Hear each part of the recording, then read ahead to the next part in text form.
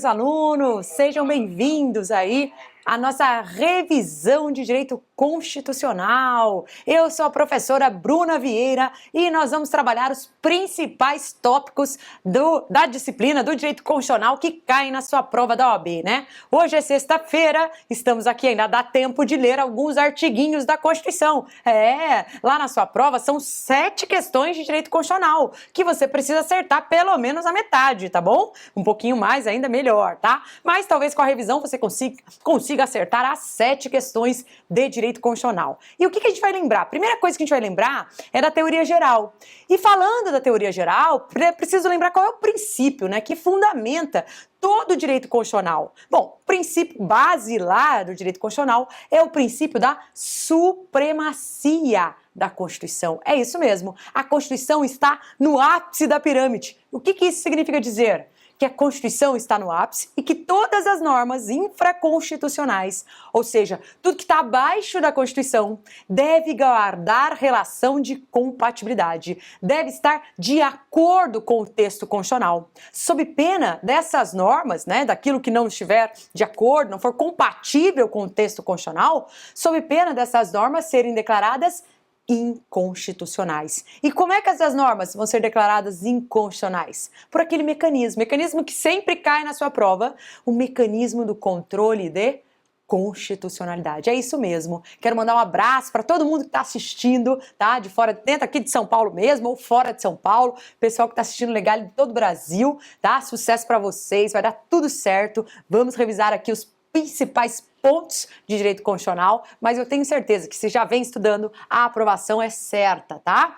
Bem, falando ainda da teoria geral, vamos lembrar do poder constituinte. O que você vai lembrar? O poder constituinte pode ser originário ou derivado. O que é mesmo o poder originário? É aquele que cria uma nova Constituição. Se ele cria algo novo, ele é ilimitado. Ele pode dispor sobre qualquer assunto. Tá certo? Ele é incondicionado. Nós sabemos que uma Constituição pode ter sido imposta, e aí falamos em Constituição outorgada, ou a nossa Constituição pode ter sido fruto, né, de Assembleia Nacional, os frutos de Assembleia Nacional Constituinte. Bem, nós estamos com alguns problemas técnicos aqui, vamos aguardar um pouquinho, tá? Até que esses problemas sejam resolvidos, mas nós já estamos voltando. Não sai daí, fica aí até resolver esse probleminha técnico. Eu já estou voltando aqui para fazer a nossa revisão, tá bom? Só um minutinho. Pronto, problemas resolvidos, é isso mesmo, ao vivo tem dessa, né? Mas já estamos voltando e vamos falar aí do poder constituinte, continuar, né? Falávamos do poder originário, que é aquele que cria uma nova Constituição, portanto é ilimitado, incondicionado e autônomo, e agora nós vamos continuar falando do poder derivado. Se ele é derivado, ele deriva de quem o criou, ou seja, deriva do originário, e a ele é subordinado. Bem, esse poder derivado, ao contrário, ele tem limites, ele é limitado, ele é condicionado e ele é subordinado. Mas precisamos lembrar aqui que esse poder derivado, ele se divide em 3. O examinador gosta mais de um, e é esse que nós vamos revisar, claro, a gente quer escolher os temas que o examinador gosta. Bom, o poder derivado, ele pode ser um derivado reformador, e é este que o examinador gosta, pode ser o derivado revisor ou o derivado decorrente. Bom, decorrente é o poder que cada estado tem de criar a sua própria Constituição, e óbvio que ao fazer isso, não pode fazer isso a seu bel prazer, deve seguir o princípio da simetria, ou seja, o modelo federal deve estruturar, né, o modelo estadual. A Constituição Federal, a Constituição Estadual deve seguir o modelo federal. E o poder que o examinador gosta, que é o poder de reforma, que é o poder reformador. O que é isso mesmo? É o poder de alterar a Constituição e que se manifesta por meio das emendas constitucionais. Se você ainda não leu o artigo 60, ele trata das emendas, ainda há tempo, hoje é sexta, a prova é domingo, dá tempo ainda de ler o artigo 60. Bom, falando das emendas, nós vamos lembrar que existem cláusulas pétreas, existem limites materiais.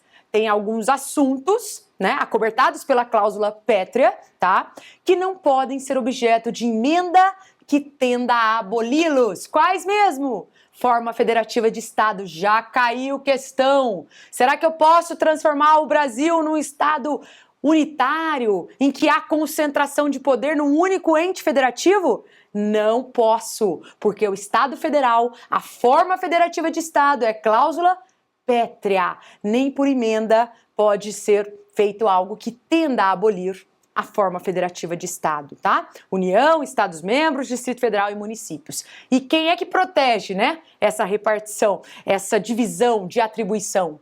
Bom, a Constituição estabelece a regra por meio da repartição constitucional de competências, tá? O que mais que é cláusula pétrea? Você lembra? Voto direto, secreto, universal e periódico, separação dos poderes e direitos e garantias individuais, tá? Bem, além dos limites materiais, existem limites formais. Por quê? Porque nós estamos num país que adota a Constituição, conhecida como Constituição rígida. O que é mesmo? O que é uma pessoa rígida? É fácil definir uma pessoa rígida. A primeira palavra que vem na mente é uma pessoa difícil, né? A rigidez marca, né, essa dificuldade de mudar de opinião, né? E a Constituição rígida é justamente isso. É aquela Constituição difícil de alterar. Para alterar a Constituição é muito mais difícil do que a alteração de uma lei, tá? E aí são regras, né? Primeiro, quanto à iniciativa. Será que um deputado sozinho pode iniciar uma PEC, uma proposta de emenda constitucional? Não pode. A Constituição exige pelo menos 1/3 dos membros da Câmara ou do Senado. Pelo menos quanto? 1/3 dos membros da Câmara ou do Senado, mas não apenas eles, tá? O presidente da República também pode iniciar PEC, proposta de emenda constitucional, tá? E mais da metade das assembleias legislativas. Todos esses podem iniciar PEC, proposta de emenda. Tudo bem? O que mais? Para a gente aprovar uma emenda, e nós já sabemos que o nosso país, né, a nossa Constituição, já foi alterada quase 100 vezes, é isso mesmo, né? Contando as emendas comuns, com as emendas constitucionais de revisão, a nossa Constituição já foi alterada quase 100 vezes nesses 28 anos, né? Recentemente, em outubro, a Constituição Federal de 88 completou 28 anos de existência. Tudo tranquilo até aqui? Bem, avançando sobre essa possibilidade de emenda. Para fazer uma emenda, o quórum é fortificado, porque essa rigidez não se dá só em relação a quem pode iniciar a proposta de emenda, mas como ela pode ser aprovada. Então nós vamos lembrar que a emenda tem que passar pelas duas casas do Congresso Nacional, ou seja, Câmara dos Deputados e Senado Federal. Isso, aprovação nas duas casas por 3/5 e em 2 turnos de votação. Duas casas, 3/5 e em 2 turnos. Feito isso, vai para o presidente para ele sancionar ou vetar? Não, não existe sanção ou veto em projeto de emenda, tá? Isso só no âmbito das leis. Feito isso, né? Quem é que promulga, portanto, a emenda constitucional? Mesas da Câmara e do Senado. Mesas da Câmara e do Senado promulgam a emenda constitucional. É tudo separado, inclusive a promulgação, tá? Bem, será que se uma proposta de emenda for rejeitada, agora, hoje, no dia de hoje, 18 de novembro, será que ela pode ser reapresentada agora em dezembro? Não. Aquela PEC que foi rejeitada só pode ser reapresentada quando? Na próxima sessão legislativa, no próximo ano legislativo. O artigo 57 da Constituição define exatamente o período desta sessão legislativa. Ok? Tranquilo. E há alguns momentos em que a Constituição não pode ser emendada, quando o país está em crise, está vivendo uma situação de anormalidade, que você sabe, são os limites circunstanciais. Quando que isso ocorre? Na vigência de estado de sítio, estado de defesa e intervenção federal. Sítio, defesa e intervenção federal. Nessas situações, a Constituição não pode ser emendada. Quem vai passar? Levanta a mão, olha lá. É isso, só para animar. E continuando com a matéria e com a nossa revisão, vamos falar um pouquinho do poder legislativo e das imunidades parlamentares. Vocês sabem que os parlamentares, eles têm algumas prerrogativas públicas, alguns benefícios, né? Que valem, claro, e essas prerrogativas não são dos parlamentares em si, mas da função que exercem. Portanto, essas imunidades, elas valem desde a diplomação até o término do mandato. É isso mesmo, desde a diplomação até o término do mandato. Essas imunidades podem ser de duas espécies. Onde é que eu vou encontrar isso, professora? Na Constituição, no artigo 53. Tá bom? 53. As imunidades materiais, elas dizem respeito às palavras, opiniões e votos que esses parlamentares proferirem no curso dos mandatos. Pode falar besteira, eu até brinco, né? Na sala com os presenciais. Fica à vontade. Por quê? Porque os parlamentares, eles são invioláveis, civil e penalmente, por tudo que disserem, por tudo que opinarem e pelos seus votos, tá? Então, eles são invioláveis, civil e penalmente, pelas palavras, opiniões e votos que proferirem no curso dos mandatos, tá? O vereador tem um detalhe, só no seu município. E a imunidade pode ser também formal ou processual, que aí se divide em duas. Vamos lembrar? Diz respeito à prisão e ao processo criminal. Parlamentar não pode ser preso, salvo quando... Tô ouvindo daqui. Quem é que tá participando aí comigo? Isso. Salvo em caso de flagrante delito por crime inafiançável. É isso mesmo. Flagrante de crime inafiançável. E será que nesse caso ele vai ficar preso? Nesse caso, a casa em que ele está vinculado, se é um deputado à Câmara, se é um senador ao Senado, terá que ser comunicada à casa. Quanto tempo para isso? Em 24 horas, para que a casa delibere sobre a sua prisão. Entenderam? A casa vai ter que ser comunicada em quanto tempo? 24 horas, para que ela defina se vai mantê-lo preso ou se vai soltá-lo. É isso aí, tá? Bom, tá bom, professora. E não tem prisão e o processo? Os processos criminais podem ter seus andamentos suspensos também por deliberação da casa, tá bom? E em relação ao vereador? O vereador tem imunidade só material no seu município. Vereador não tem imunidade formal, nem relacionada à prisão, nem relacionada ao processo criminal. Ok? Dá para avançar? Sim. Um tema que a prova adora é o tema do processo legislativo. Aliás, quais são os temas em direito constitucional que o examinador sempre pergunta?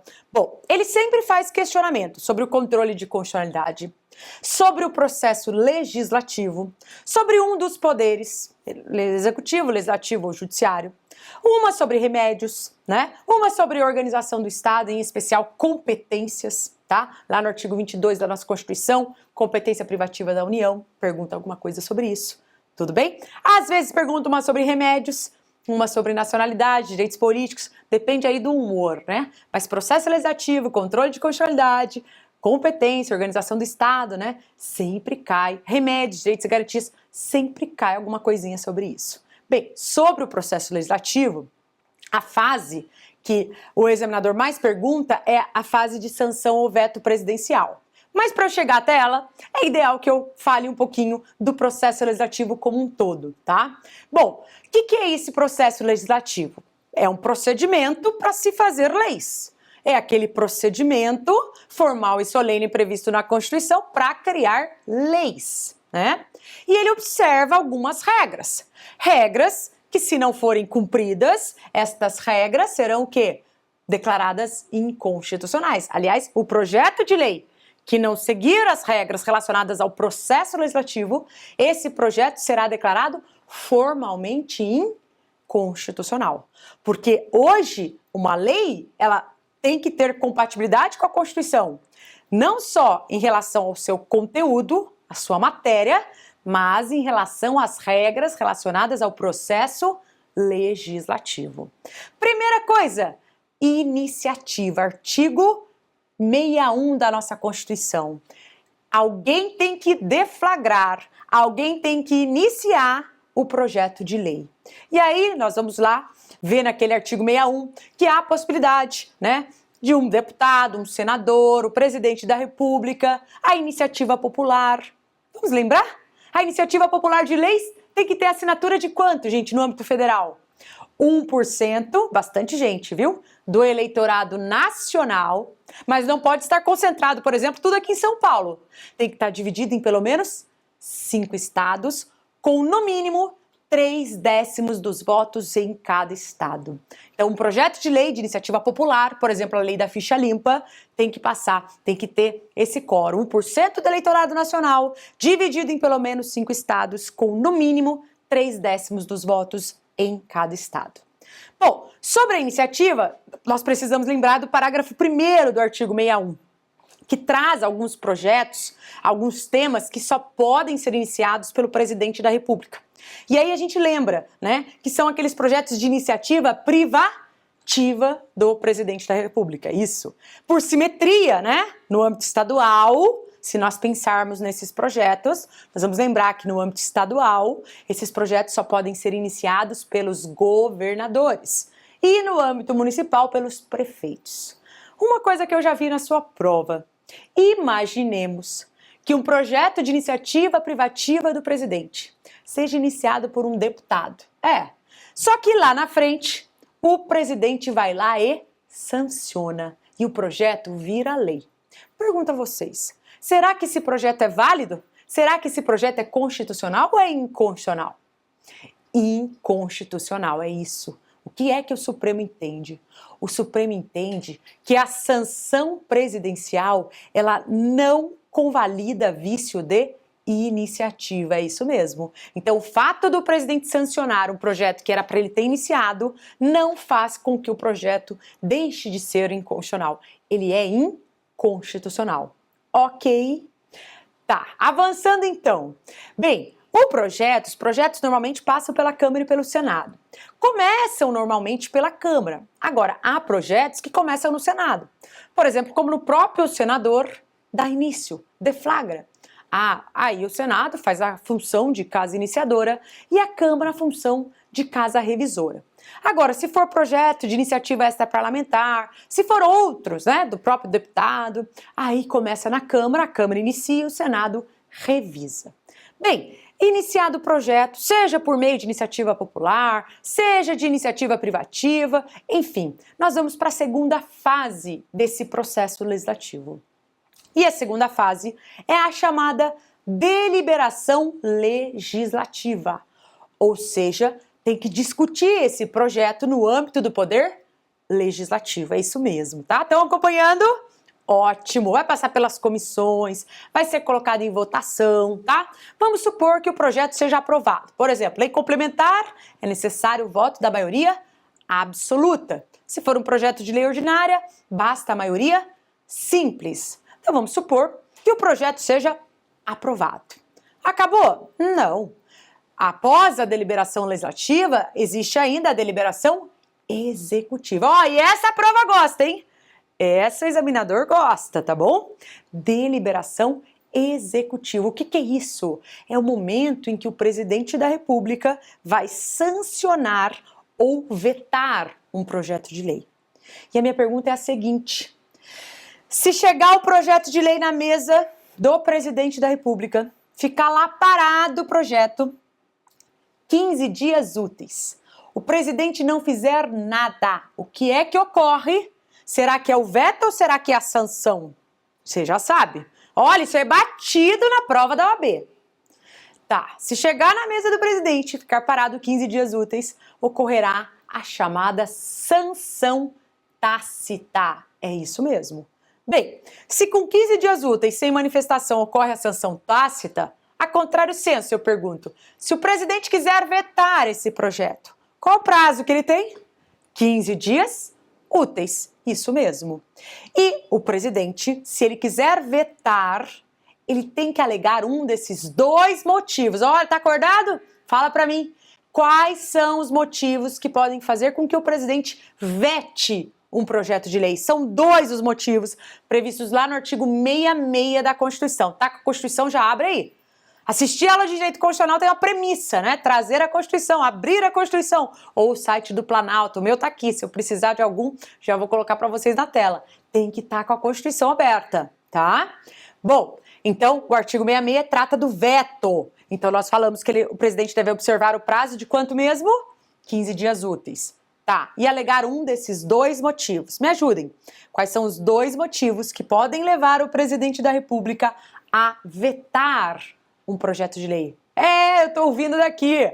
Primeiro, razões de inconstitucionalidade. É isso mesmo. Um projeto inconstitucional, o presidente veta. E aí tem um nome isso, né? É o chamado veto jurídico, porque é um veto técnico.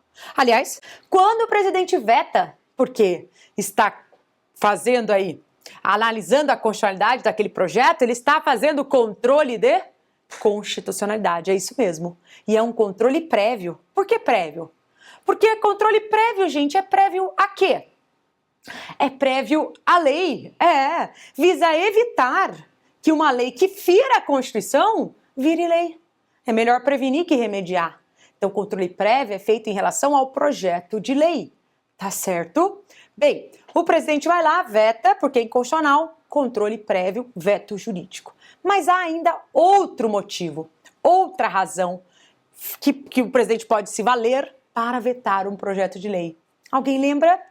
Você aí de Natal, será que lembra? Isso mesmo, tô ouvindo daqui. O presidente pode vetar um projeto porque ele é contrário ao interesse público. E neste caso estaremos diante aí de um veto político, tá? Veto político. Nos dois casos, tanto por razões de inconstitucionalidade como no veto contrariedade ao interesse público, nos dois casos o presidente tem que motivar. Ele tem que dizer por que vetou. E eu pergunto a vocês, por que é que o presidente da República tem que motivar, tem que dizer por que vetou e comunicar ao presidente do Senado, então o presidente da República diz por que vetou, comunica ao presidente do Senado em 48 horas as razões do veto. Por quê? Porque o Congresso, se quiser, pode fazer o quê, gente? Derrubar o veto presidencial. E se ele derrubar o veto, ele faz prevalecer a sua vontade. É isso mesmo. Para que o Congresso derrube o veto, a Constituição exige alguns requisitos.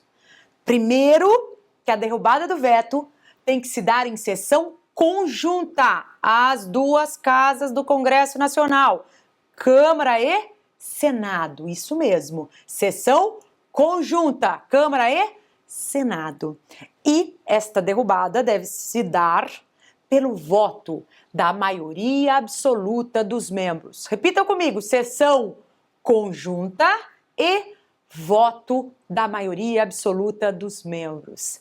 Estão acompanhando? Um abraço para todo mundo que está fora, né? Para quem está em São Paulo também, mas para quem está fora, né? Um abraço especial. Porque tem quem está aqui perto acaba vindo aqui no curso presencial e a gente dá esse abraço pessoalmente. Mas para quem está fora também, o meu abraço, o meu desejo de sucesso para essa prova, tá bom? Vamos continuar com a revisão que ainda temos bastante tempo para falar sobre o direito constitucional. Bem, falando do veto, nós estamos falando que a derrubada pode ocorrer, mas aprovado o projeto, com ou sem derrubada do veto, não importa, nós seguimos para a última fase, que é a fase complementar, composta da promulgação e da publicação da norma. Normalmente é o próprio presidente quem promulga. Olha que interessante, se o veto for derrubado, o que nós fizemos? Nós aprovamos o projeto, né? E aí volta para o presidente para ele promulgar. É isso mesmo. E ele tem que promulgar um projeto que ele vetou? Sim. Porque a função típica de legislar não é do executivo, e sim do legislativo. Se eles fizeram prevalecer aquela vontade, né, de aprovar o projeto, o presidente tem que promulgar. Se o presidente da República não fizer isso, é possível, né, que o presidente do Senado promulgue, tudo bem? Mas, no primeiro momento, é o próprio presidente quem promulga. E mandou publicar, já está valendo? Não. Quando publica a norma, tem que cumprir a chamada, o quê? Vacatio legis, é isso mesmo, que é o período, né, para nós conhecermos, que é de 45 dias no âmbito interno e de 3 meses no âmbito internacional. 45 dias no âmbito interno e 3 meses no âmbito internacional, isso em regra. É possível que a lei traga uma disposição no seguinte sentido: esta lei entre em vigor na data da sua publicação? Claro. Exemplo, lei do mandado de segurança, já leram? Opa, ainda dá tempo de ler, hein?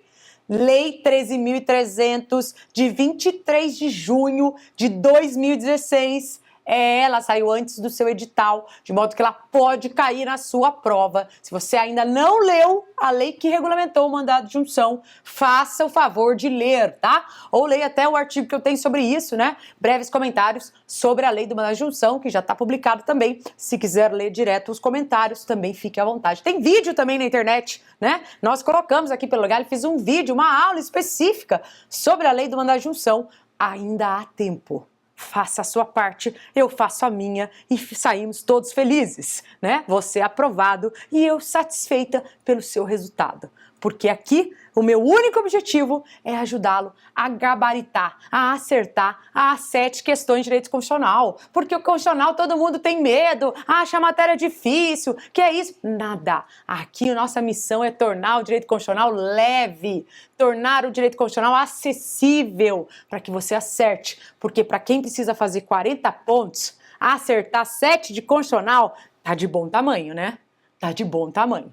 Bem, prosseguindo aí, sobre o processo legislativo, vamos finalizar falando das espécies legislativas. Elas vêm previstas lá no artigo 59 da nossa Constituição. Há uma série, lei complementar, lei ordinária, emenda constitucional, decreto legislativo, resolução, medida provisória. O que o presidente gosta dessas espécies? Já, de vez em quando, né, pergunta a diferença entre lei complementar e lei ordinária. Você sabe que elas têm 2 diferenças básicas. Primeiro, quanto ao conteúdo, a complementar complementa a Constituição, de modo que só trata daqueles assuntos que a Constituição expressamente determina. A ordinária trata dos demais assuntos, disciplinados por lei. A complementar, por complementar a Constituição, por complementar a Constituição, ela tem um quórum fortificado, um quórum de maioria absoluta para ser aprovada. E a ordinária, por ser comum, ela tem um quórum de maioria simples, ok? Bom, o que mais que você vai lembrar? Vai lembrar da medida provisória. Ela cai também. Processo legislativo, gente, quando cai na prova, cai alguma coisa relacionada à sanção ou veto, vira e mexe, né? E também cai o quê? Algo relacionado à medida provisória. Por quê? Porque o artigo 62, que é o artigo que trata dela lá na nossa Constituição, ele tem diversos parágrafos, tem 12 parágrafos, muitos parágrafos, né, para o examinador copiar, colar, recortar, colocar uma palavrinha no meio, né? Então vamos lembrar um pouquinho sobre a medida provisória? Primeiro, quais são os requisitos da MP? 2 requisitos para o presidente criar uma medida provisória: relevância e urgência. Relevância e urgência. É uma norma que o presidente edita, né, que tem força de lei. Não é lei, mas vale como se lei fosse. Entra em vigor como se lei fosse. Bom, se ela é provisória, eu pergunto, ela tem prazo? Sim, prazo de vigência. Qual é o prazo de vigência da MP? 60 dias, prorrogáveis por igual período. 60 mais 60, tá? Então ela vai valer por no máximo 120 dias. Nos períodos de recesso parlamentar, por exemplo, é possível que ela exceda. Por quê? Porque nesse período o prazo fica suspenso. Então, se já estiver terminando o prazo e entra em recesso, como o prazo fica suspenso, é possível que ela valha, que ela ultrapasse esses nossos 120 dias, tá? Bem, uma coisa é o prazo de vigência, outra coisa é o prazo para ser votada. Por quê? Porque se é relevante e urgente, nós precisamos de um prazo, porque o correto não é fazer medida provisória. O correto é fazer lei. É isso mesmo. O correto é fazer lei. Excepcionalmente, pode ser feita a medida provisória, mas tem prazo para o Congresso aprovar ou rejeitar. E o prazo para ser votada nas 2 casas, Câmara e Senado, é um prazo aí de 45 dias. Isso mesmo. Qual o prazo, então, que a MP tem para ser votada? 45 dias nas 2 casas, ok? Bom, se passarem aí os 120 dias, aliás, se passarem os 45 dias e ela não tiver sido votada, o que acontece? Será que a MP perde eficácia? Bom, perde eficácia não, porque o prazo de vigência é outro, 60, né?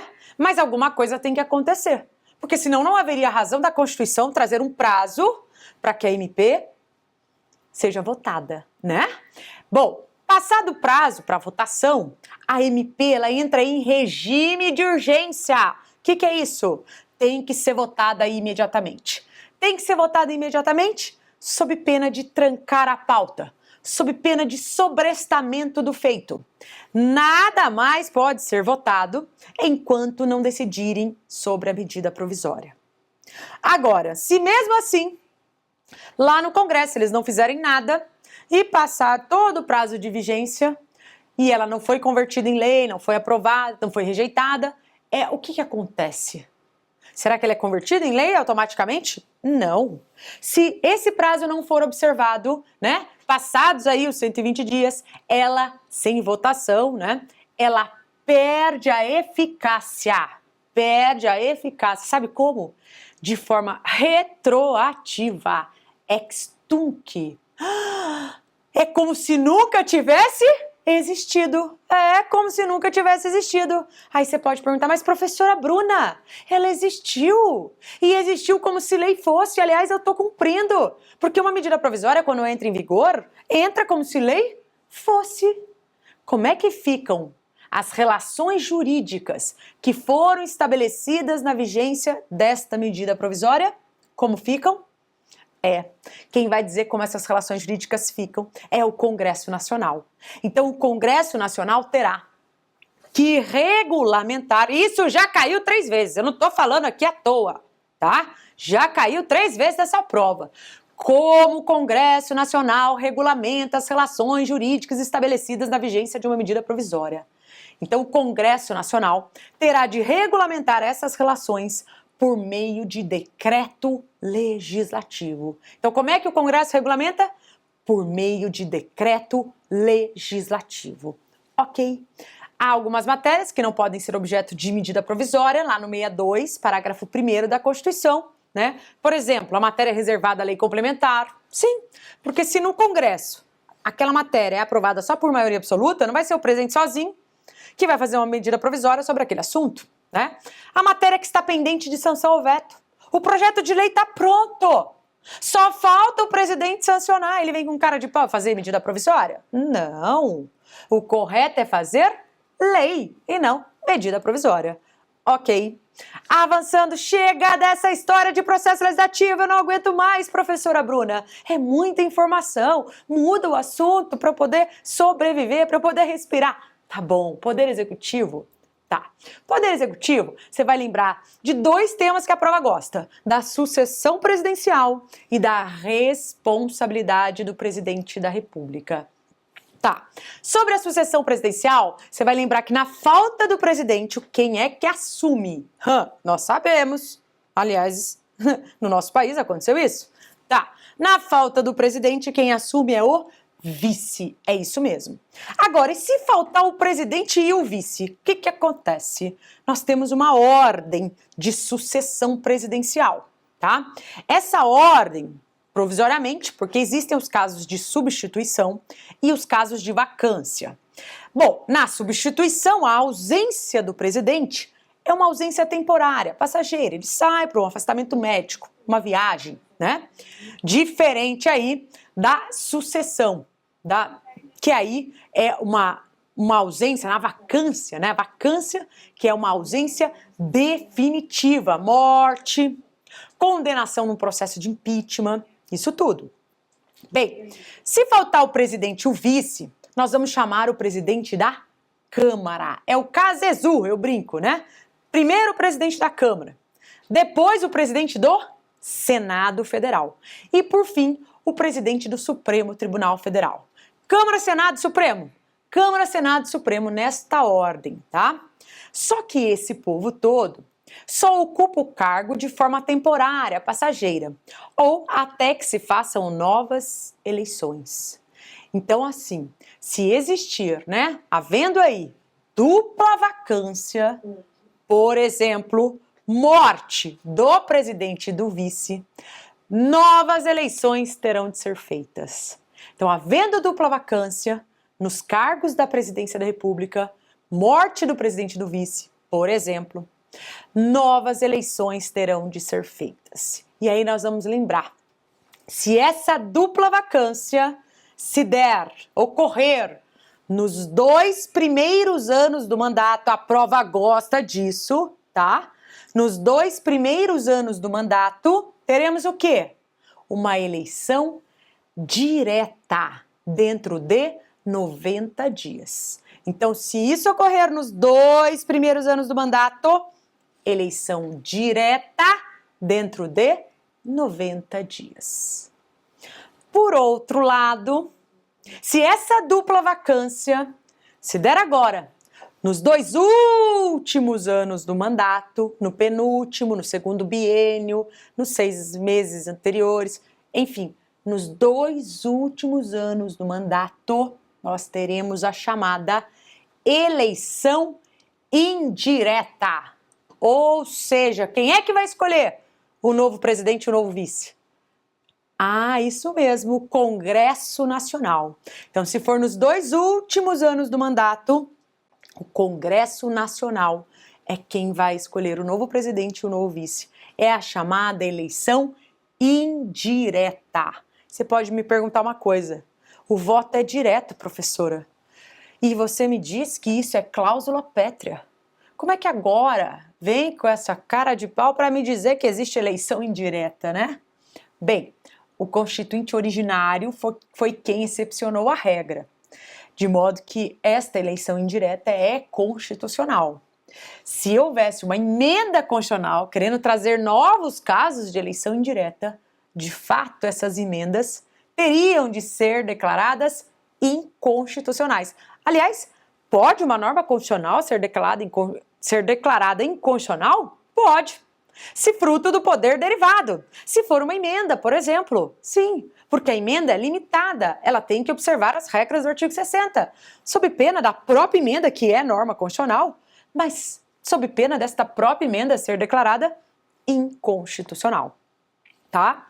Então veja, se a dupla vacância se der nos 2 últimos anos do mandato, nós teremos a eleição indireta, ou seja, o Congresso Nacional, quem vai escolher o novo presidente e o novo vice, e fará isso dentro de 30 dias. O prazo é menor porque a eleição é lá dentro. Os novos governantes cumprem um novo mandato ou apenas o que falta? Apenas o que falta é o mandato tampão. E esses novos governantes, eles podem ser reeleitos, professora Bruna? Podem ser reeleitos para um único período subsequente. Mas esta reeleição deve se dar por meio de eleição direta. Ok, tranquilo. Outro tema que a prova gosta, só pegar uma aguinha, outro tema que a prova gosta é o tema relacionado aí à responsabilidade do presidente da República. Bem, em relação, aqui é um desafio, a água está em cima do computador, né? Se tudo der certo, permanecerá até o final, né? Mas vou beber mais um pouquinho para não correr o risco, né, desse agito todo derrubar a água, né?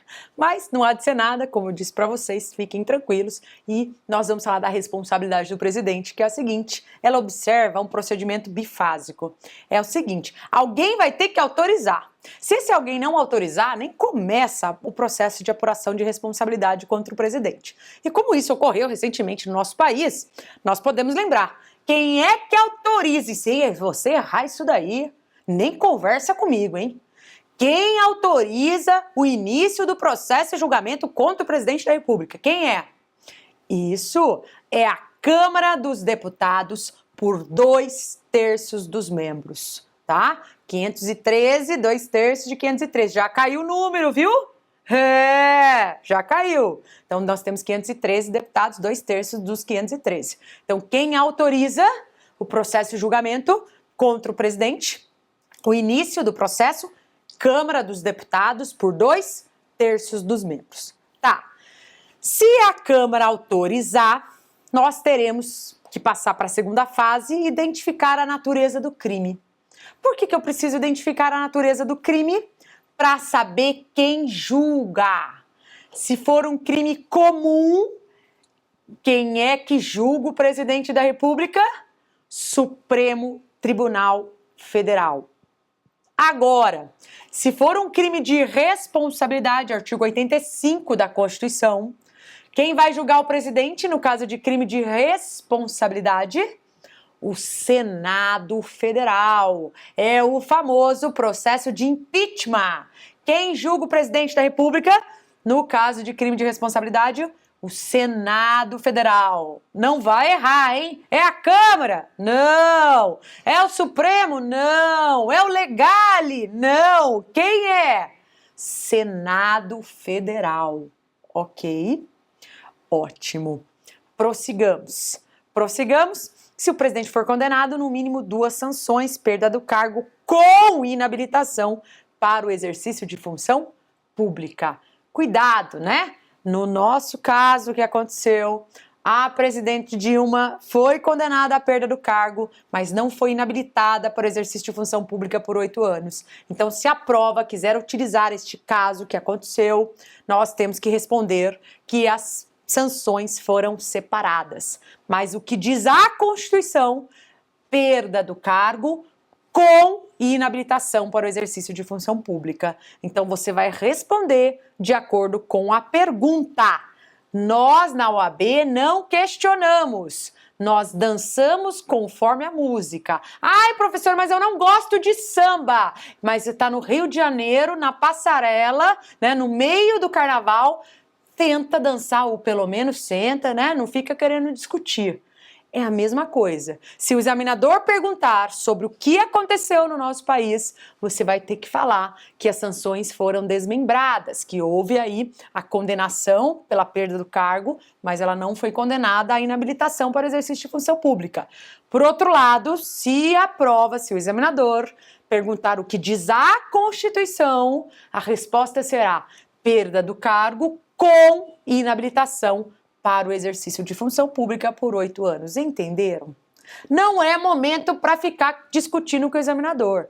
O examinador, você tem que formar uma relação de amizade com ele, por meio do acerto, tá? Porque aqui você não conhece examinador algum. Mas você tem que responder o que ele quer que você responda. Depois você vai fazer o seu recurso, depois você virar advogado, você faz o que você quiser, dá carteirada, brincadeira, hein? Você faz o que você quiser. Mas neste momento de aprovação da OAB, o mais inteligente, o aluno que vai ser aprovado, é aquele que responde da maneira como o examinador quer que ele responda. E como é que eu sei isso, professora? Lendo bem o enunciado, interpretando o enunciado, extraindo as ideias centrais trazidas pelo enunciado. É o enunciado que dá um norte da resposta correta. É ele que mostra o que o examinador quer e qual a resposta o examinador espera de você. Ok? Posso confiar? Ótimo. Então, avançando. Bem, sobre a responsabilidade do presidente, você vai lembrar que no processo de impeachment, embora o julgamento ocorra lá no Senado Federal, quem preside o julgamento, porque não é normal, não é comum, né, os senadores julgarem, quem preside esse julgamento é o presidente do Supremo Tribunal Federal, ok? Ótimo. E quando que o presidente vai ser afastado de suas funções por 180 dias? Diz de novo a nossa Constituição, né, que o presidente será afastado de suas funções por 180 dias no crime comum, com o recebimento da denúncia ou queixa pelo Supremo Tribunal Federal. E no crime de responsabilidade, com a instauração do processo pelo Senado, quando efetivamente o processo começar. Tá certo? Poder Judiciário. Achou que eu fosse dar pouca matéria? Não. Comigo não tem pouca matéria. Comigo é revisão, tem que falar de tudo um pouquinho. E agora o Poder Judiciário. Se está ainda na dúvida, se não estudou nada do Judiciário, vai lá no artigo 90 seguintes da nossa Constituição e comece a estudar, tá? Você vai lembrar sobre o Poder Judiciário, que alguns temas, né? Competência, cai alguma coisinha, né? Do Supremo Tribunal Federal, artigo 102, né? Do STJ, artigo 105. Às vezes a prova vai lá, né? Perguntar, copiar o artigo, e aí você tem que ler. Né, garantias dos membros do judiciário, né, vitaliciedade, inamovibilidade, irredutibilidade de subsídios, que você encontra isso no artigo 95 da nossa Constituição. Você sabe que o judiciário, ele é pautado pela imparcialidade, e quando a gente fala que o judiciário deve ser imparcial, significa que ele age com neutralidade, que ele não toma partido. Há, portanto, algumas vedações, algumas situações, né? Não pode, por exemplo, o juiz exercer outro cargo, emprego ou função, exceto uma de professor. Juiz, por ser imparcial, não pode se envolver, né? Se meter em atividade político-partidária, porque a atividade político-partidária, em tese, defende uma parte, um ideal. Juiz não tem isso. Não pode receber custas e participação em processos. A Constituição teve que ser clara nesse aspecto. Sim, não pode, hein? E não pode também exercer a advocacia em qualquer lugar antes de decorridos 3 anos do afastamento? Não. O juiz não pode exercer a advocacia antes de decorridos 3 anos do afastamento. Isso em relação ao tribunal a que ele estava vinculado. Então, é um juiz de São Paulo, não vai exercer a advocacia nesses 3 anos do afastamento perante o Tribunal de Justiça de São Paulo. Pode no dia seguinte exercer a advocacia lá no Rio de Janeiro? Pode, não há problema quanto a isso, tá? Não pode exercer em relação ao tribunal a que ele estava vinculado, tá? O que mais você vai lembrar? Você vai lembrar de algumas regras, que isso a prova pergunta, trazidas pela Emenda 45 de 2004. Antiga, né? O ano que eu me formei em 2004, nós já estamos aí em 2016, mas essa emenda, ela foi polêmica na época, os juízes não queriam a aprovação, né? Porque lá teria um órgão, né? Estaria sendo criado o CNJ, que é o Conselho Nacional de Justiça, que é um órgão do judiciário, né? Que fiscaliza aí a conduta dos juízes e etc. E que lá não tem só juiz, né? Lá tem advogado, tem membro, dedo no olho total, né? Membro do Ministério Público, tem também cidadão. Então a magistratura na época não queria, né? Que esse órgão fosse aprovado, enfim, já foi declarado constitucional, tá? E ele faz parte dos órgãos do judiciário. Aliás, tem emenda recente sobre isso, tá? Pode olhar lá numa sua Constituição atualizada, né, sobre os órgãos do judiciário, que tem emenda recente. Não foi uma alteração brutal, substancial, mas então você atualize, dê uma olhada, tá bom? Sobre os órgãos do Poder Judiciário, tá? Não vou falar aqui agora não, você vai ler isso daí. Leia as últimas emendas constitucionais se você quer passar nessa prova. Tá? Não só as emendas, mas leia também a lei do mandado de injunção, tá? Todas essas leizinhas novas, o examinador adora. Ele tem tara, o examinador tem tara por lei nova, por emenda nova, porque ele sabe que o aluno não conhece ainda, né? Então você, aluno legal, costuma conhecer tudo, né? Então, por favor, faça aí a sua parte. Bem, avançando sobre o judiciário e essas regras relacionadas à emenda 45, você sabe que foi ela que acrescentou ao rol de direitos e garantias, né, o princípio da razoável duração do processo. Então, se você olhar o artigo 5º, inciso 78 da Constituição, diz lá que a todos, no âmbito judicial e administrativo, princípio até reproduzido pelo novo Código de Processo Civil, né, aliás, diversos princípios constitucionais, né, foram fortalecidos aí, foram reproduzidos no Código de Processo Civil, para você ver a importância. Na verdade, nem precisaria. O fato de ter previsão constitucional já significa que o ordenamento infraconstitucional, que as regras processuais, obviamente já teriam que observar, né? Mas o legislador ele fortaleceu, né? Reproduzindo e dizendo, olha, nós adotamos sim, viu? Não esqueçam de ler a Constituição, mas se esquecer, eu trouxe o princípio, está aqui no Código, né? Está expresso no novo Código de Processo Civil. E esse princípio da razoável duração do processo, ele tem aplicação, né? Tanto no âmbito judicial, como no âmbito administrativo, tá? Se estiver demorando muito, né? Cabe indenização contra o Estado. Tudo bem que você vai receber por meio de precatório, mas é possível, tá? Bem, isso foi um exemplo até de ampliação dos direitos e garantias, né? Porque é cláusula pétrea, mas não é que não pode mexer, né? Não pode tender a abolir, suprimir. Mas eu posso ampliar? Posso, exemplo, artigo 5º, inciso 78 da nossa Constituição. Bem, súmula vinculante. Essa emenda 45 também criou a súmula vinculante, prevista no artigo 103A da nossa Constituição. Cai na prova? Cai na prova! Como é que eu sei tudo isso que cai? Veja as provas anteriores. né? Eu só faço isso, como diz alguns alunos, professor, você nem trabalha, você só dá aula, né? Comento questões, participam de 20 obras aí, de questões comentadas, né? Tem o livro da OAB, 5.000 questões comentadas, lá da editora Foco, se tiver acesso, enfim. Eu só posso dar essa aula olhando as provas anteriores. E aí, olhando, eu vou ver que o examinador gosta de perguntar sobre súmula vinculante. O que você vai lembrar? Que é uma súmula, decisão reiterada de um tribunal, mas que obriga, que vincula. Só pode ser criada pelo STF. Não há súmula vinculante em nenhum outro tribunal. Só no STF. O STF cria essa súmula de ofício ou mediante provocação. A Lei 11.417, que é a lei da súmula vinculante, traz as pessoas. Aquele rol do artigo 103 da Constituição, aquelas pessoas que podem propor as ações do controle concentrado, presidente, procurador-geral, governador, mesa da Câmara, mesa das Assembleias Legislativas, mesa do Senado, né? Conselho Federal da OAB, Confederação Sindical, entidade de classe de âmbito nacional, partido político com representação no Congresso, enfim, aquele rol do 113 e outros, né? Outros, por exemplo, o Defensor Público da União, também pode provocar o Supremo para que ele crie uma súmula vinculante. Bem, alguns requisitos para essa súmula.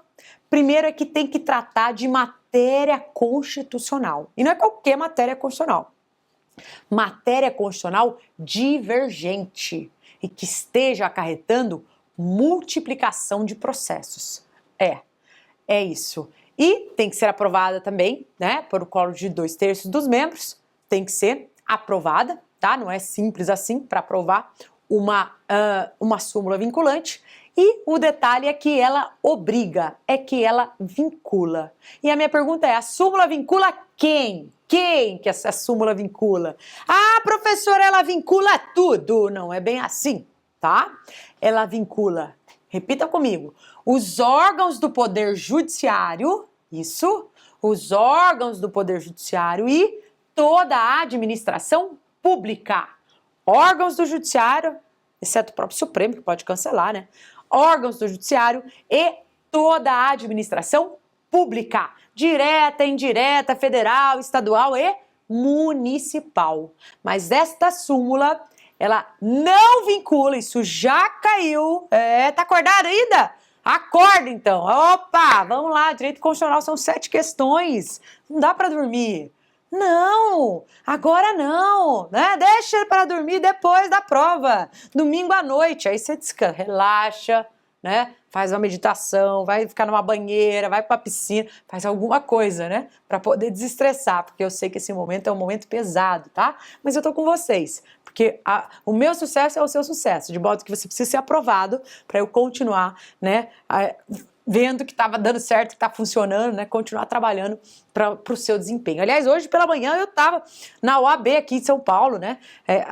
Assistindo uma maravilhosa palestra sobre inovações, né, no ensino, aprendizagem, né, inovações técnicas, novo modelo de aprendizagem no ensino jurídico, porque o nosso já está um pouco falido, né? Então estava lá estudando um pouquinho para melhorar a didática, melhorar a forma, né, de ensino, porque nós precisamos disso. Enfim, avançando sobre a súmula vinculante, nós falamos que a súmula vincula os órgãos do judiciário e toda a administração pública, direta, indireta, federal, estadual e municipal. Mas esta súmula não vincula a função legislativa, ok? Ainda que exercida de forma atípica por um outro poder. Já caiu isso. Me dê um exemplo de função legislativa exercida de forma atípica por um outro poder. O exemplo é o presidente fazendo uma medida provisória.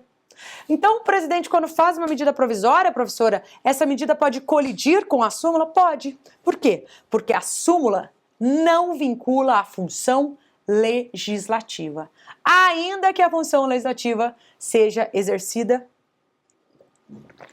de forma atípica por um outro poder. Maravilha? Tá.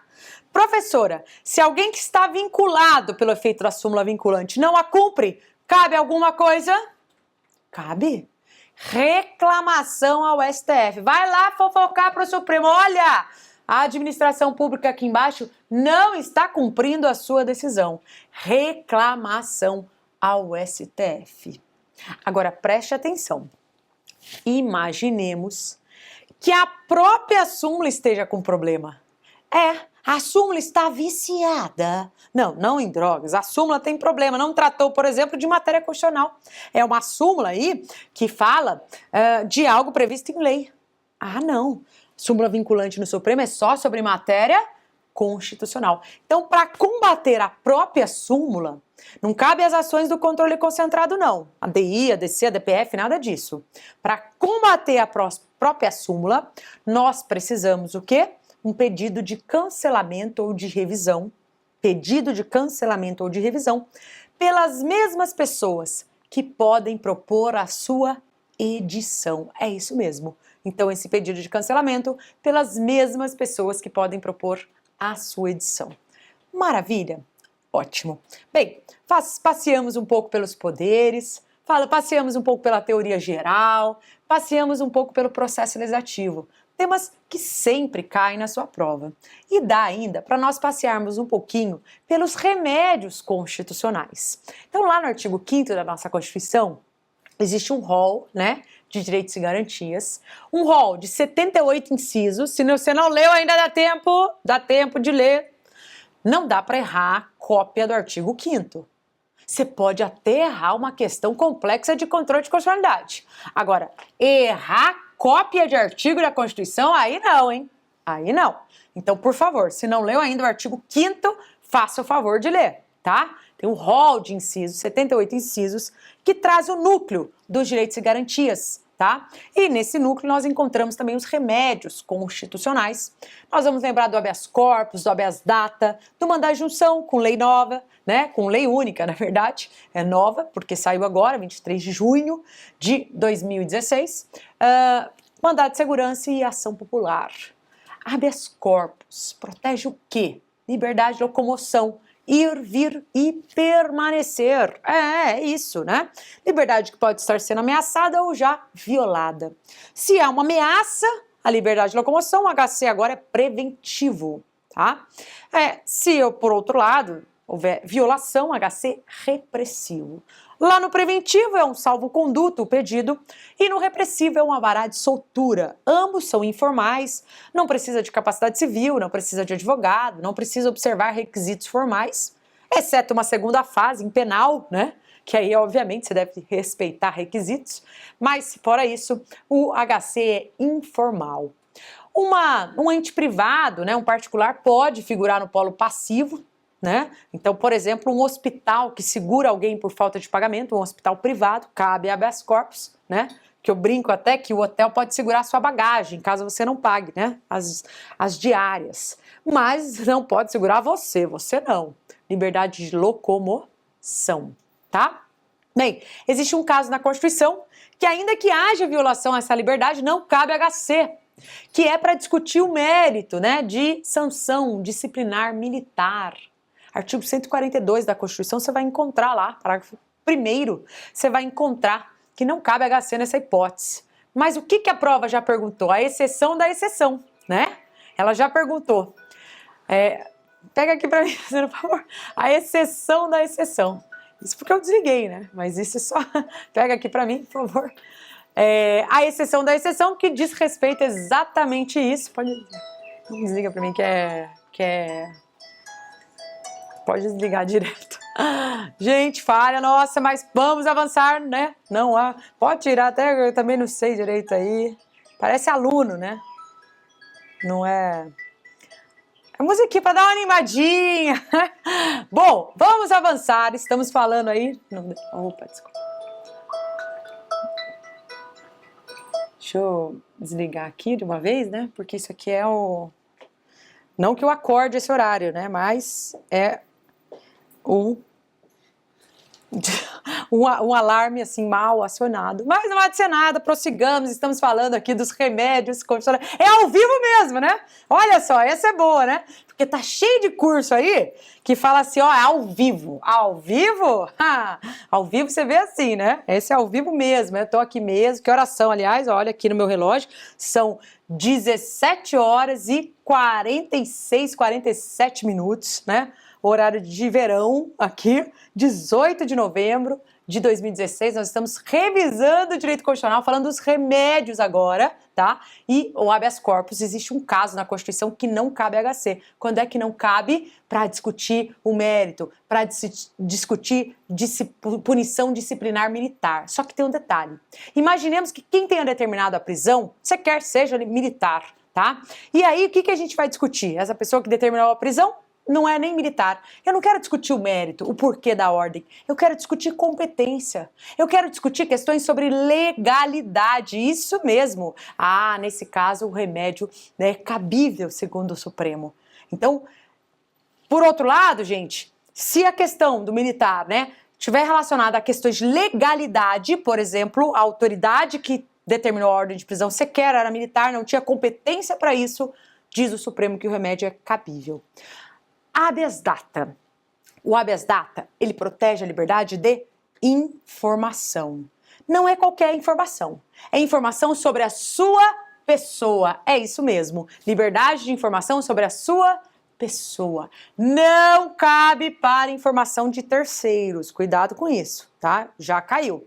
Conhecimento das informações, retificação ou anotação ou complementação. Essa última hipótese foi trazida pela lei do habeas data, tudo bem?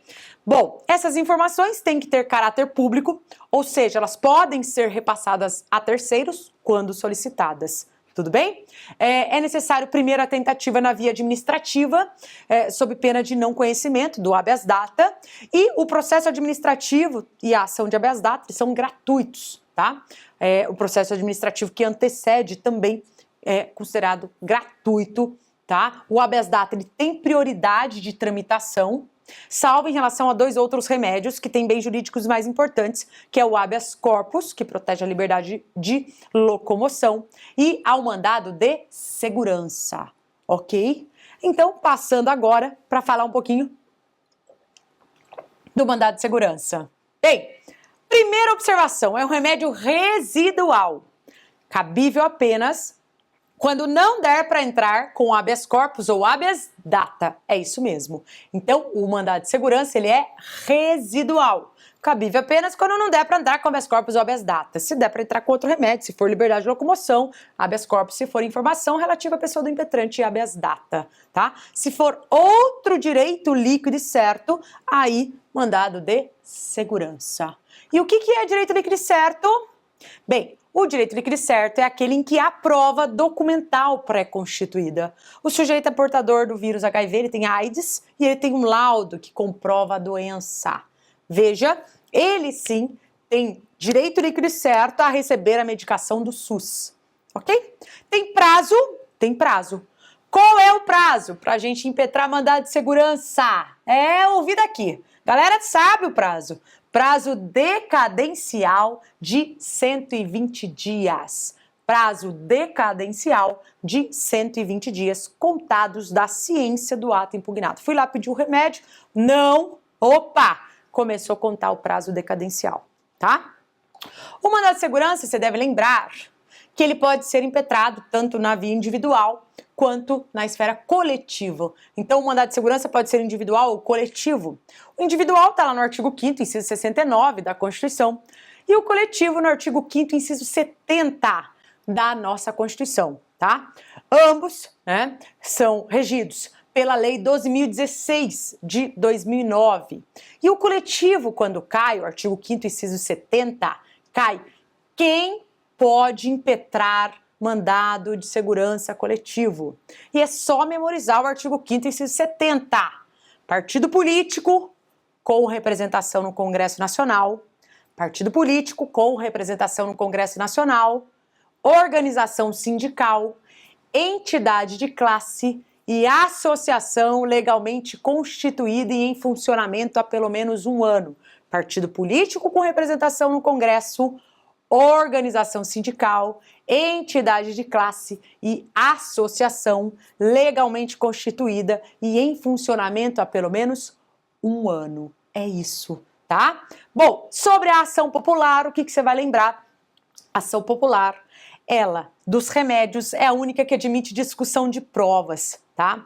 ela visa anular um ato lesivo ao patrimônio público, à moralidade administrativa ou ao meio ambiente. Então, a ação popular é um instrumento da democracia.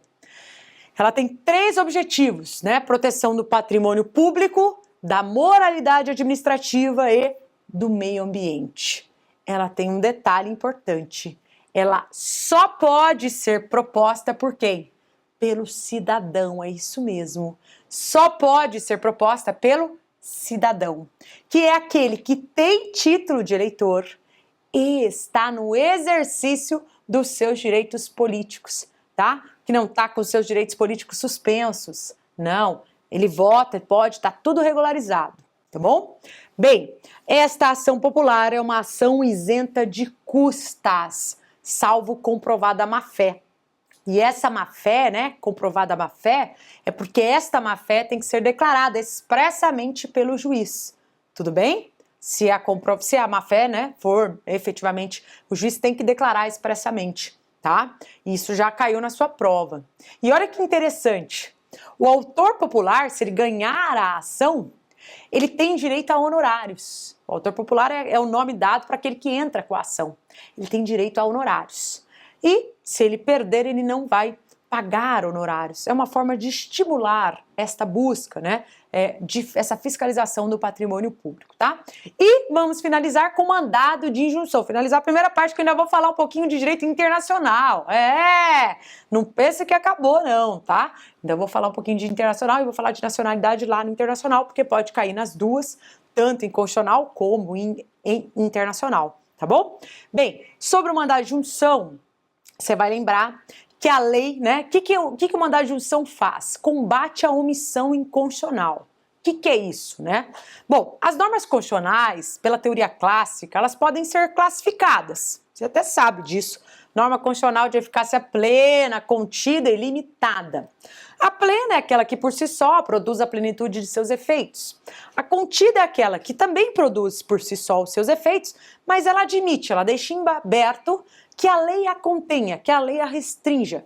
Por exemplo, a liberdade de profissão, artigo 5º, inciso 13 da Constituição, que já foi perguntado na OAB. Né? É livre qualquer trabalho, ofício ou profissão, vírgula, atendidas as qualificações que a lei estabelecer, se estabelecer. Se não existir lei estabelecendo condição, a atividade profissional é livre. Agora, por outro lado, a lei pode restringir, como faz o Estatuto da OAB, exigindo a aprovação no exame de ordem para que, de fato, o aluno, né, o bacharel vire advogado, tá? Bem, e a norma de eficácia limitada, que é aquela que, para produzir os efeitos, ela depende de regulamentação. Se não há essa regulamentação e o exercício do direito está inviabilizado, não pode ser efetivado, nós estamos diante de uma omissão. Omissão considerada inconstitucional. Como é que eu combato a omissão inconstitucional? Por meio de 2 instrumentos. Ou ação direta de inconstitucionalidade por omissão, ADI por omissão, ou por meio do segundo instrumento, qual seja mandado de injunção. E olha só, o mandado de injunção combate a omissão. Só que o próprio mandado de injunção, olha a incoerência do destino, o próprio mandado de injunção era omisso até 23 de junho. Por quê? Porque não tinha uma lei que o regulamentava. É isso mesmo, demorou 28 anos da Constituição para que o legislador criasse a lei que regulamenta o mandado de injunção. Ok? Mas hoje ela está lá e ela pode cair na sua prova porque ela entrou em vigor na data da sua publicação. O que você vai lembrar, né? Que se for declarada a mora, pode o juiz determinar, fixar um prazo razoável para que o legislador ou outro órgão omisso crie a norma. Ou ele pode estabelecer condições para que aquele sujeito que quer exercer o direito previsto constitucionalmente, mas que não pode ser exercido pela falta de norma regulamentadora, o juiz pode estabelecer um modo como esse exercício vai se dar. Também pode fazer isso, tá? Se durante o processo do mandado de injunção lá, sobrevém a norma, o que acontece? Bom, carência, né? Ele vai ser extinto sem resolução do mérito. Por quê? porque o mandado de junção visava justamente combater a omissão. Se a omissão for resolvida, se agora tem a lei regulamentando o exercício do direito, o direito de fato pode ser exercido, não há mais razão para continuar. Agora, se já tem a decisão, o fulano já está cumprindo, já está exercendo da maneira como o juiz determinou, e aí passam 10 anos e sobrevém a lei. Como é que acontece, né? O que faz? Esta lei aí, ó, vai valer dali em diante, salvo se mais benéfica. Então, se ela beneficiar, ela pode até retroagir, né? Que nem a lei penal lá. Salvo se mais benéfica. Tudo bem? Outra coisa que eu acho que pode cair é a possibilidade de impetração do mandado de injunção coletiva. É isso mesmo. O mandado de segurança nós temos individual e coletivo. Como antes da lei do mandado de injunção, nós poderíamos impetrar esse remédio com base na lei do mandado de segurança, o Supremo já admitia a impetração do mandado de segurança coletivo, do mandado de junção coletivo. Só que esse mandado de junção coletivo, ele era impetrado pelos mesmos legitimados lá do artigo 5º, inciso 70, que poderiam propor, né, o mandado de segurança coletivo, que nós vimos agora há pouco, o partido político, com representação no Congresso, a organização sindical, a entidade de classe e a associação constituída há um ano. A lei do mandado de junção, ela reproduziu esses mesmos, mas ela acrescentou outros. Ministério Público, Defensoria Pública também podem impetrar mandado de junção coletivo, e eu acho que é um tema que o examinador pode perguntar. Bem, sobre o controle de constitucionalidade, você vai lembrar ainda que o controle pode ser difuso ou concentrado. Difuso está espalhado, qualquer juiz, qualquer tribunal, se dá num caso concreto e, portanto, os efeitos em regra são interpartes e ex tunc, só para as partes e de forma retroativa. Já o controle concentrado, ele é feito no Supremo Tribunal Federal, quando a discussão se der em relação à Constituição Federal, ou esse controle pode ser feito nos tribunais de justiça, quando estivermos discutindo violação de norma prevista na Constituição Estadual. Esse controle federal, realizado pelo Supremo Tribunal Federal, só pode ser proposto pelos legitimados do artigo 103 da Constituição. E só pode ser feito, né, nesse controle concentrado, a verificação da inconstitucionalidade se dá em tese da norma em abstrato, né? Por isso o controle é abstrato. E óbvio que se a lei em tese for declarada inconstitucional, será para todos. Então, os efeitos do controle concentrado em regra, os efeitos são erga omnes, isso mesmo, para todas as pessoas, tá bom? Bem, só para concluir o controle concentrado, também chamado de via de ação, porque há ações próprias para se fazer esse controle, quais sejam a ADI, ação direta de inconstitucionalidade, a ADC, ação declaratória de constitucionalidade, e a ADPF, arguição de descumprimento de preceito fundamental. Bem, as duas primeiras, e você sabe que a ADI se divide em genérica, por omissão, interventiva, enfim. A ADI e a ADC, a ação direta de inconstitucionalidade, e a ação declaratória de constitucionalidade, elas podem ser estudadas pela lei, né? A lei que as regulamenta é a Lei 9868 de 99. Ainda dá tempo de ler. Lei 9868 de 99. Já a ADPF, a arguição de descumprimento de preceito fundamental, vocês vão encontrar fundamento lá e explicação na Lei 9882 de 99, que é a lei específica dela. A decisão final nas três ações, né, elas geram, né, ao menos 3 efeitos. Efeitos erga omnes, em regra, para todas as pessoas, a possibilidade de modulação, lá no artigo 27 da Lei 9868, né, erga omnes, ex tunc, de forma retroativa, porque a inconstitucionalidade existe desde a origem, e efeito vinculante. Então são 3 os efeitos, erga omnes, ex tunc e vinculante. Decisão é irrecorrível, nas 3, cabem apenas os embargos de declaração, tá? Não cabe ação rescisória. Bem, agora nós vamos fazer um breve intervalo, rapidinho, né? Só para eu tomar mais uma aguinha, tá? E daqui a pouco a gente volta para falar um pouquinho sobre o direito internacional, ok? Até daqui a pouco, um abraço, fica aí, só toma um café e já volta. Tchau, tchau!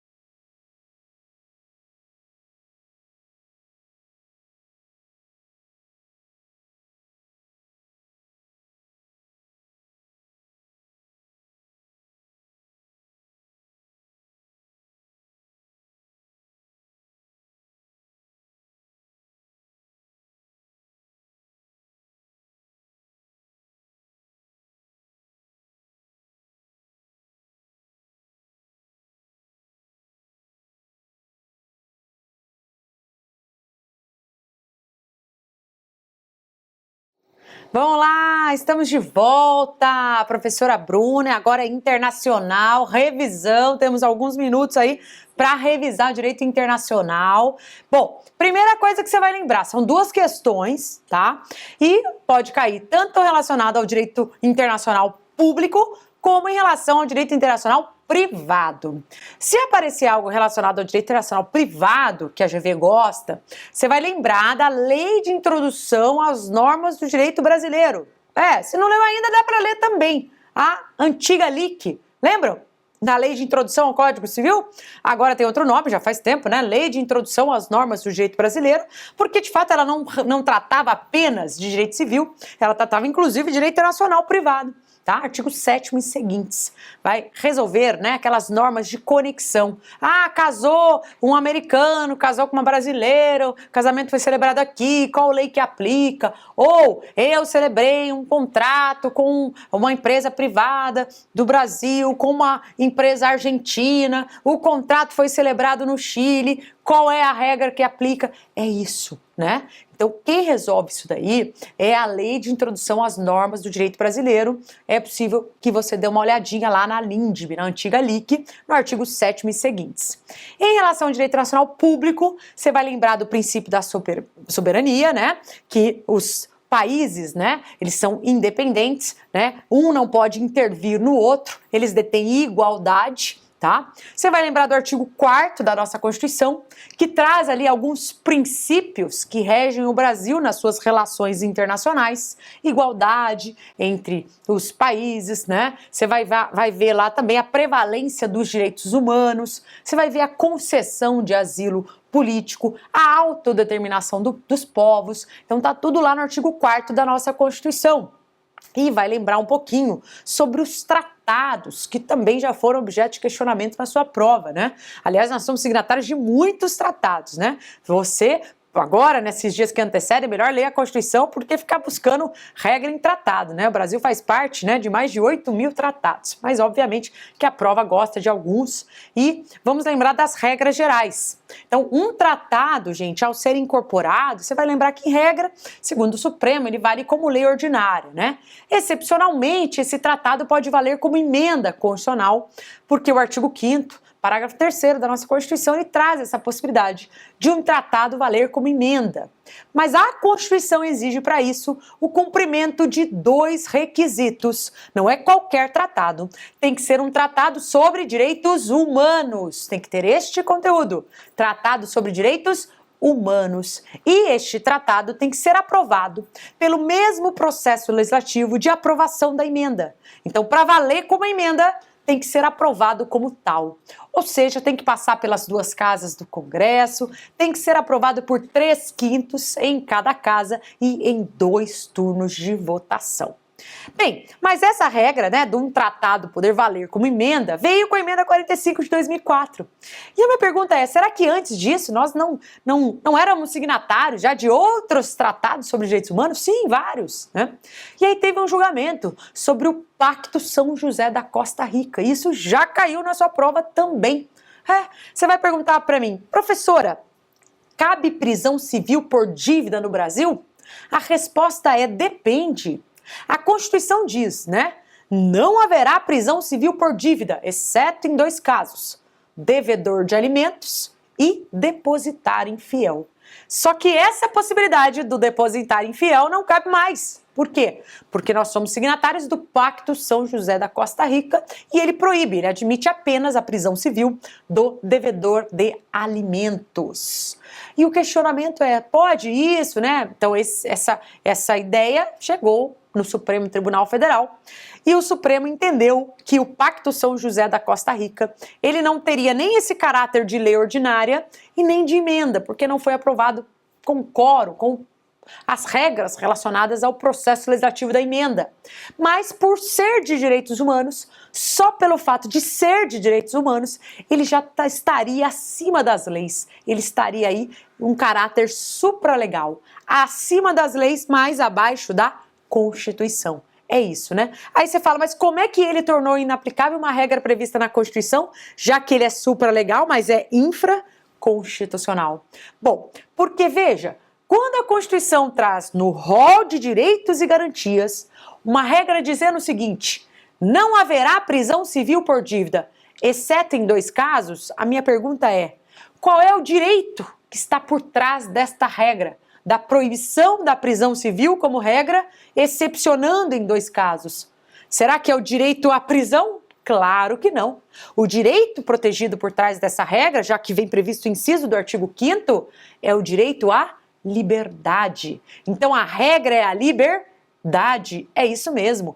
Excepcionalmente haverá prisão civil, devedor de alimentos e depositário infiel. Se o depositário infiel não cabe mais, o que é que eu fiz com o direito à liberdade? Eu ampliei. Então, na verdade, não é que eu ultrapassei essa regra, na verdade, eu ampliei. E ampliar pode, né? Não pode ter emenda tendente a abolir. Posso ampliar? Posso. E este é um exemplo. Tá bom. Então, se cair na prova, né, de novo, Pacto São José, você vai falar do caráter supralegal. Se cair um tratado de direitos humanos e que passou pelo processo da emenda, foi aprovado por 3/5, 2 turnos das 2 casas, como já caiu, né, tratado sobre as pessoas portadoras de deficiência, você vai colocar que tem status de norma constitucional, tá? De emenda constitucional, e um outro tratado que foi aprovado normalmente vai ter caráter de lei ordinária. Ok.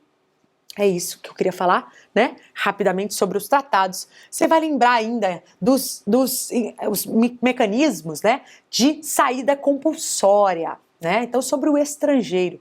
Você sabe que existe aí a expulsão, a deportação e a extradição, tá? Bom, deportação é a saída compulsória daquele estrangeiro que possui problemas com entrada ou estada irregular no Brasil, né? Então, a deportação tem a ver com problemas administrativos. A própria Polícia Federal pode resolver isso, né?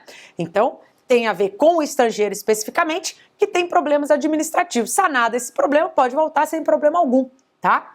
Já a expulsão é a saída compulsória, né, daquele estrangeiro que em território nacional praticou uma atividade nociva ao interesse nacional. Agora é um ato mais sério, né? E aí é o presidente, né? Nós vamos a expulsão, né? Feita por decreto presidencial, e essa expulsão é a saída compulsória do estrangeiro que praticou aquela atividade nociva ao nosso interesse e que não vale a pena. E se a gente que está mandando embora é a gente, né? O Brasil que paga a conta. Lógico que depois ele pode tentar um ressarcimento, né? Mas é o Brasil que paga as despesas de viagem, que pode ser tanto para o próprio país de origem ou outro país que aceitar este estrangeiro. Um detalhe importante sobre a expulsão é que há duas situações em que, embora o sujeito tenha praticado uma atividade nociva, ele não poderá ser expulso, né? 2 situações. Quais sejam? Primeiro, se ele tiver cônjuge brasileiro há mais de 5 anos, não dá para deixar o pacote aqui, dá mais trabalho, né? Ou o pacotinho, se ele tiver filho brasileiro que dependa dele economicamente. Então, nesses 2 casos, ainda que ele tenha cometido uma atividade nociva ao interesse nacional, esse sujeito não poderá ser expulso, tá? Vale lembrar ainda que essa expulsão, ela só vale, né, para o estrangeiro, não vale para brasileiro. Nem nato, nem naturalizado, tanto a deportação como a expulsão. Por quê? Porque mandar embora o brasileiro, nato ou naturalizado, isso configuraria pena de banimento, que é vedada pela nossa Constituição, é proibida pela Constituição de 88. Tendo em vista que a Constituição foi feita num momento pós-ditadura, em que muita gente estava sendo perseguida, né? Prática de crime político, crime de opinião, enfim. E isso acontecia, hoje não mais, porque é proibida a pena de banimento. Já a extradição, você vai lembrar que né, alguém comete crime num país, foge para outro. Esse país em que o sujeito cometeu o crime quer responsabilizá-lo criminalmente, portanto solicita a extradição. Pode ocorrer? Sim. É ideal que exista tratado entre o país que pede e o país que vai extraditar, tá? Se não tiver, pode existir aí um acordo de reciprocidade. Mas o ideal é que exista esse tratado. O fato deve ser crime nos 2 países, tá? Enfim, há vários requisitos, né? Dupla tipicidade, o fato deve ser crime nos 2 países. E quem julga esse pedido de extradição é o Supremo Tribunal Federal, quem dá a palavra final, quem vai entregar, né, vai ser o presidente da República, porque é ele quem detém, é a chefia de Estado, né? Ele é chefe de Estado e chefe de governo. Chefe de Estado, porque é ele quem mantém relação com os estados estrangeiros. Chefe de governo, porque é ele quem administra o país internamente, tá? Esse pedido de extradição é julgado pelo Supremo e depois concretizado aí pelo presidente da República. Um detalhe brasileiro, um detalhe importante, né? Que o brasileiro nato não pode ser extraditado nunca. Esse não, nunca. Mas o naturalizado pode. Então, diferente da deportação e da expulsão, que nós vimos que são institutos relacionados à saída compulsória específica do estrangeiro, a extradição pode também do brasileiro. Então, a extradição ela tem aplicação ao estrangeiro e ao brasileiro naturalizado, em 2 casos. 2 situações que a Constituição admite, né? Quando ele praticar um crime comum antes da naturalização, ou quando ele tiver comprovado envolvimento com tráfico de drogas, e aí pode ser antes ou depois do processo de naturalização, tá? O artigo 12 da Constituição trata da nacionalidade, que é um tema que também cai, e pode cair não só em direito nacional, mas em direito constitucional. Tá? Peço que você leia o artigo 12. O inciso 1º trata dos brasileiros natos. O inciso 2º do artigo 12, os naturalizados. Tem que ler, tá? Fora isso, eu quero deixar aqui algumas dicas de direito internacional privado, porque problemas já caíram sobre isso, né? Você vai ler a lei de introdução às normas do direito brasileiro, mas você vai lembrar, primeiro, né, que regras sobre capacidade civil, começo e fim da personalidade, nome e direito de família, né? A lei aplicável, basicamente, é a lei do domicílio. Agora, regras, né? Para discutir, por exemplo, a validade de um contrato. Então, um brasileiro assina um contrato com um argentino e esse contrato é assinado no Chile. Qual lei? Se eu quero discutir algo sobre esse contrato, qual lei eu vou aplicar? A lei brasileira, a lei argentina ou a lei chilena? Tô vendo que tem gente respondendo aí. Por quê? Porque isso é batido na prova. Já caíram várias questões sobre esse tema. Bom, para discutir questões sobre validade, né, de um contrato, etc., né, é o local da celebração. Isso mesmo, o local da celebração. Portanto, aqui a lei seria a lei chilena, ok? Também já caiu sobre validade de testamento. Sobre os aspectos formais, sobre as formalidades de um testamento, né? Então, para discutir questões sobre a validade de um testamento, claro que você sabe que o testamento é um ato formalíssimo, é um ato pesado nesse sentido, e obviamente que cada país tem a sua formalidade. Então, não adianta eu querer exigir, né, um testamento que foi feito num outro país que ele tenha cumprido na época, né, as formalidades exigidas no Brasil. São formalidades diversas, né? Portanto, para discutir questões sobre validade de testamento, já caiu isso na sua prova, a lei aplicável também é do local da celebração. Ok, isso sobre direito internacional privado, essas 2 dicas só, né? Você vai ler a lei de introdução às normas de direito brasileiro para não ficar sem este tema e vai lembrar, né, que há algumas diferenças entre nato e naturalizado. Não diferenças previstas em lei, porque a lei não pode diferenciá-los, mas diferenças previstas na própria Constituição. E uma nós já vimos, né? Nato não pode ser extraditado, naturalizado sim, crime comum antes da naturalização, ou comprovado envolvimento com tráfico de drogas, está lá no artigo 5º, inciso 51 da nossa Constituição. Mas há ainda o artigo 12, parágrafo 3º, que trata dos cargos privativos de brasileiro nato. Então você vai olhar lá também. Há alguns cargos que só podem ser ocupados por brasileiro nato, tá? Também é uma diferença. Veja o artigo 89, inciso 7º, que trata de um órgão chamado Conselho da República. E aí, ele destina 6 cadeiras a nato. Se essas 6 cadeiras são destinadas a brasileiro nato, elas também não podem ser ocupadas por naturalizados, de modo que também seria um cargo privativo. Vale ainda a leitura do artigo 222 da nossa Constituição, que fala que a propriedade de empresa jornalística ou de radiodifusão, ela é dada, né, à nato, é naturalizado, mas para o naturalizado ter participação, porque a imprensa é um quarto poder, né, ele tem que ter mais de 10 anos, né, contados aí da naturalização. Ok, tranquilo. E por fim, o artigo 12, parágrafo 4º, que fala da perda da nacionalidade. Brasileiro nato, gente, será que ele pode perder a nacionalidade? Pode, hein? Muitos alunos dizem que não. Pode, se ele adquirir outra de forma voluntária.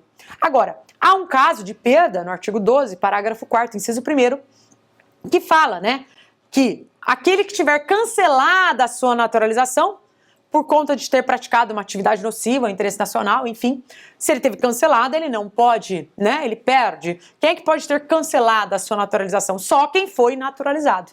De modo que essa hipótese de perda, ela se aplica apenas ao naturalizado. Bem, ufa! Era tudo isso que eu queria revisar, né? Tem mais assuntos, direitos políticos, organização do Estado, né? Então vai lá ler artigo 14, artigo 15 da Constituição, artigo 18 e seguintes. Tem muitos controles de constitucionalidade de aprofundar, né? As leis que eu falei, mas foi o que deu para falar hoje. Bem, eu quero esses minutinhos finais para desejar para vocês sucesso na prova. Eu quero dizer que a primeira intuição, né, na hora de anotar as questões, ela vale.